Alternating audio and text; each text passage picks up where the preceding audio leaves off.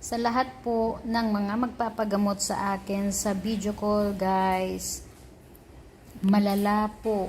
Ano po ba yung mga malala natin na sinasabi dyan?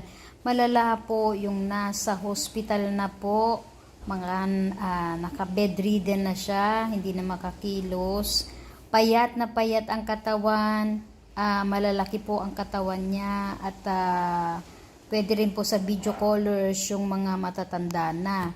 Kasi yung mga matatanda na po, hindi na talaga sobrang tanda na at sobrang hirap na po. Ayan, yung mga sobrang matatanda na, sobrang hirap po. At yung nasa abroad na, mga kapatid ko. Kung malapit po kayo dito sa akin, much better po na mahawakan ko po ang inyong mga sakit.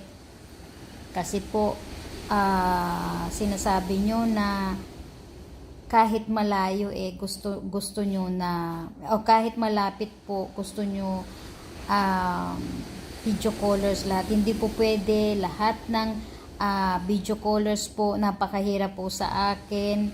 Tapos pila-pila po kayo doon, maghintay po kayo doon ng inyong time.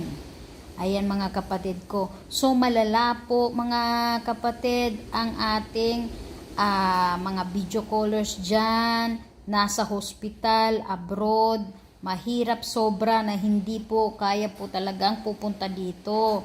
Taga Mindanao po pumunta dito, kaya sobra akong hanga dun sa batang yun na kahit meron po siyang 9 months, ayan, proud ako sa iyo na pumunta ka dito na napakahirap niya po at pumunta po talaga siya kasi yung kanyang neck yung kanyang leeg parang umiikot-ikot daw. Ayan, mga kapatid ko, mas mabuti po mahawakan ko po ang inyong mga sakit.